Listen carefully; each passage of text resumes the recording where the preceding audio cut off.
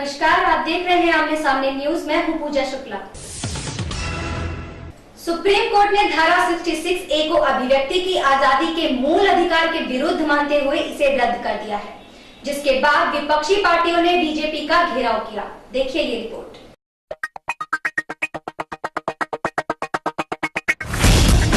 Supreme court ने एक बड़ा फैसला सुनाया है। कोर्ट ने आईटी एक्ट की धारा 66A को अभिव्यक्ति की आजादी के मूल अधिकार के विरुद्ध मानते हुए इसे रद्द कर दिया है।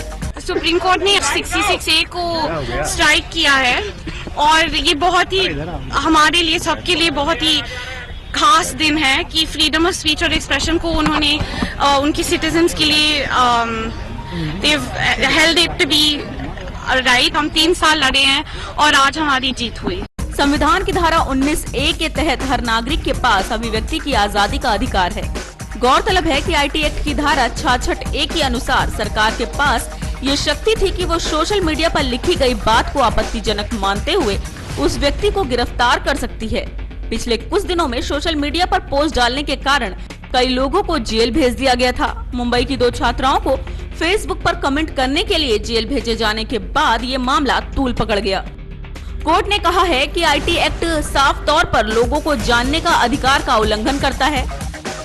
साथ ही इस कानून को काफी अस्पष्ट बताया और कहा कि ये भारतीय नागरिकों के मूल अधिकार का उल्लंघन करता है। Under Section 66A, you cannot be jailed anymore because the section stands invalid.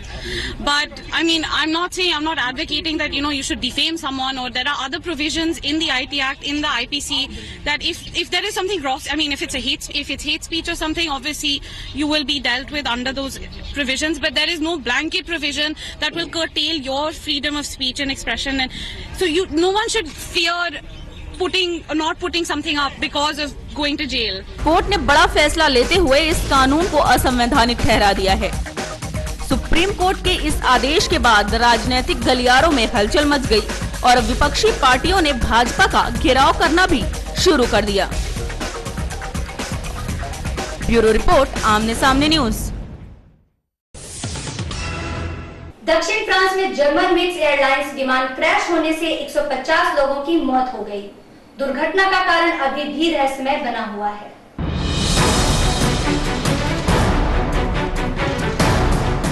दक्षिण फ्रांस में जर्मन विंग्स एयरलाइन का विमान क्रैश हो गया है। बताया जा रहा है कि एयरबस A320 विमान दुर्घटनाग्रस्त हुआ है, जिसमें 6 क्रू मेंबर सहित 148 लोग सवार थे। विमान में सवार 150 लोगों की मौत हो चुकी है। घटना के बाद जर्मन विंग्स ने ट्वीट कर खबर की जानकारी दी। फ्रांस के प्रधानमंत्री मैनुअल वॉल्स ने मरने वाले लोगों की पुष्टि की। ये फ्रांस का सबसे बड़ा विमान हादसा है। दुर्घटना का कारण पूरी तरह से रहस्य बना हुआ है और अधिकारियों ने दुर्घटना स्थल से जर्मन विंग्स एयरबस A320 का ब्लैक बॉक्स भी बरामद कर लिया है। विमान जहां दुर्घटनाग्रस्त हुआ है वहां पर्वतीय क्षेत्र है, जिस कारण राहत कार्य भी बाधित हुआ है। ये विमान बार्सिलोना से डेसल्डॉर्फ जा रहा था। फ्रांस के प्रधानमंत्री मैनुअल वॉल्स ने 142 से 150 लोगों के मरने की पुष्टि की है। जर्मन विंग्स ने कहा है कि एयरबस A320 दक्षिण पूर्वी फ्रांस के बर्फ से ढके पर्वतीय क्षेत्र में जा गिरा, लेकिन फ्रांस के अधिकारियों की माने तो संकट होने का कोई सिग्नल जारी नहीं किया गया था। उनके मुताबिक हादसे का कारण खराब मौसम नहीं था, क्योंकि घटना के समय मौसम शांत था। जर्मन अधिकारियों ने कहा कि दुर्घटनाग्रस्त विमान में स्कूल की ओर से यात्रा पर आए 16 जर्मन किशोर भी सवार थे। ब्यूरो रिपोर्ट, आमने सामने न्यूज। मध्य प्रदेश के राज्यपाल राम नरेश यादव के बेटे शैलेश यादव की ब्रेन हैमरेज होने के कारण मौत हो गई। फिलहाल पुलिस जांच में जुट गई है। देखिए रिपोर्ट।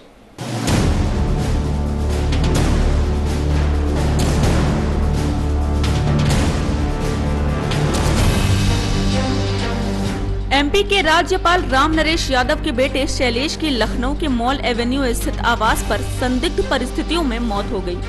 गौतमपल्ली थाना प्रभारी वीरेंद्र बहादुर सिंह ने बताया कि उन्हें मध्य प्रदेश के राज्यपाल और उत्तर प्रदेश के पूर्व मुख्यमंत्री राम नरेश यादव के बेटे शैलेश की मौत की सूचना मिली।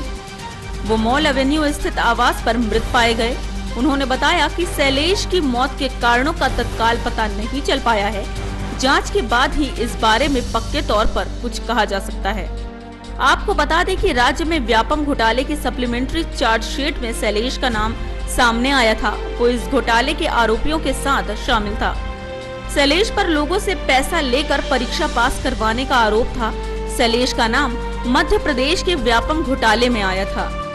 उन पर तृतीय ग्रेड के अनुबंधित शिक्षकों की भर्ती के लिए जरूरी परीक्षा पास कराने के लिए 10 अभ्यर्थियों से धन लेने का आरोप था। एसटीएफ ने शैलेश को नोटिस भेजा था। इस बीच बेटे की मौत के बाद सदमे की वजह से राज्यपाल राम नरेश यादव की तबीयत बिगड़ गई और उन्हें अस्पताल में भर्ती कराया गया। गौरतलब है कि व्यापम घोटाले में राम नरेश यादव का भी नाम सामने आया था। इसे लेकर उनके इस्तीफे की भी चर्चा जोरों पर थी, लेकिन उन्होंने इस्तीफा नहीं दिया था।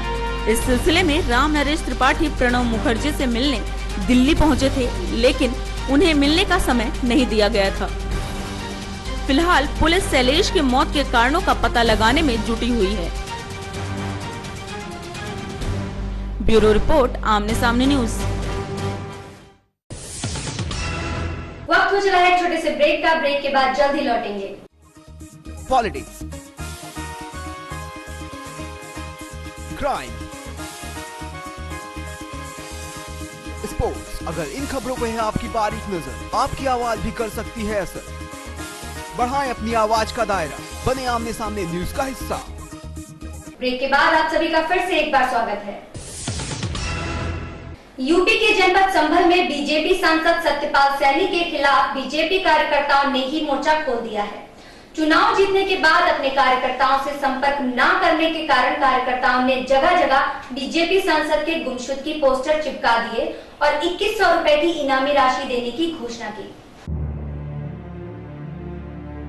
ये मामला है उत्तर प्रदेश के जनपद संभल का, जहां लोकसभा 8 से चुने गए बीजेपी सांसद सत्यपाल सैनी के विरोध में आवाजें पहले से ही उठ रही थी, लेकिन अब लोगों का विरोध तेज हो गया है और चंदौसी शहर में जगह जगह चंदौसी नगर विकास मंच ने सांसद सत्यपाल सैनी के गुमशुदगी के पोस्टर लगाए हैं और सांसद सत्यपाल सैनी को तलाश करने वाले व्यक्ति को 2100 रुपए इनाम देने की घोषणा भी की है।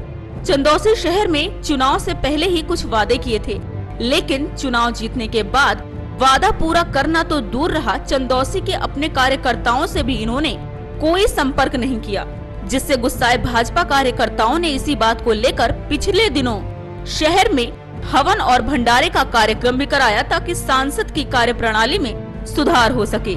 लेकिन सांसद की कार्यप्रणाली में सुधार न होने पर पूरे शहर में गुमशुदगी के पोस्टर चिपका दिए गए। उधर सपा पार्टी के महासचिव हरवीर यादव का कहना है कि 28 दिनों में जो सांसद चुना गया हो वो जनता का दुख दर्द क्या जानेगा। झूठ के आधार पर ये 28 दिन में सांसद बने तो ये जनता का दुख, प्रेम या उनकी परेशानी को क्या जानेंगे। जनता से झूठे वादे करके सांसद बन गए, जिसका खामियाजा अब जनता को भुगतना पड़ रहा है। ब्यूरो रिपोर्ट, आमने सामने न्यूज, संभल।